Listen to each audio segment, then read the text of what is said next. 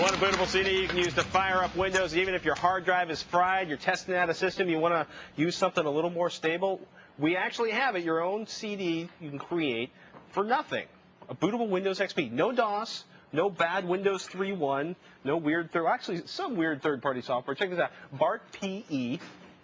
Is the name of the app. That's the name of the app. It's based on the Windows Microsoft pre-install environment, and what we have here is actually running. It's very similar to Knoppix STD, and right. FLAC is the other one. Yeah, you just put it in and you boot, and it comes right up, just like it would Windows, right? Yeah, it's a pretty basic idea.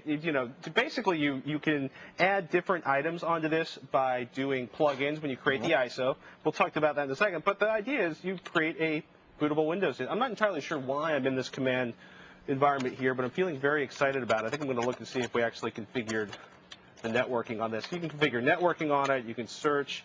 And did we launch it? Let's flip over to the other one. Yes, we're launching. We're even connected to the internet. Let's go back and talk about this, though. The idea, though, is show me how you created it. Have you ever seen a bootable? Everybody knows about a Windows install CD, right? But this is the idea. You have a CDR. It's prepared in an emergency. It gives you some tools to use. Right. I've never seen. This is the first time. In fact, I've never done this before. You're teaching me something here today.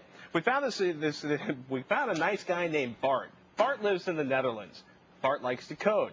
Bart has some free time. So if you go to nu2.nu and go to PE Builder, it creates, again, using that Microsoft Windows, the pre-install environment. And what it does is allow you download his PE Builder software, and you can also download, I'm going to scroll down here and try not to make anybody sick in the audience, plugins. And the plugins basically allow you to add in additional functionalities. So, so you don't download plugins support after you launch the CD. You do this prior to setting it up. Exactly. You do so. Let's actually skip forward, close all tabs, and whoops. Uh-oh, that's Sarah's demo. We've got multiple demos going on in this system. We'll relaunch the PE Builder.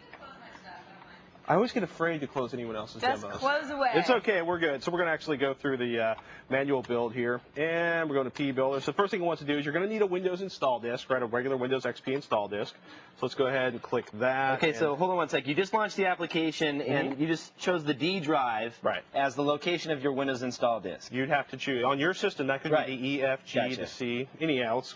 Got like 90 seconds left. We'll crank through, and then you go through and you can pick different plugins. And let's see what else we have in here. If you need ASCII drivers, if AdWare 6 is installed. In some cases, you have to download and install software on the system you're building or have it available for this. And what's really cool, if you go to, so it pulls the software that it needs from your system that's already been pre-installed. So in this case, if you wanted AdWare included on your distro, on your bootable disk, you would then install AdWare first on the machine, and it would pull the files from it. It actually varies on system to system. We had another one. Let me call this up. There's actually a really good website, CD911, Rescue CD, CD911.net, it should be. No, you know what, that's up in the show notes. But you can actually download additional plugins.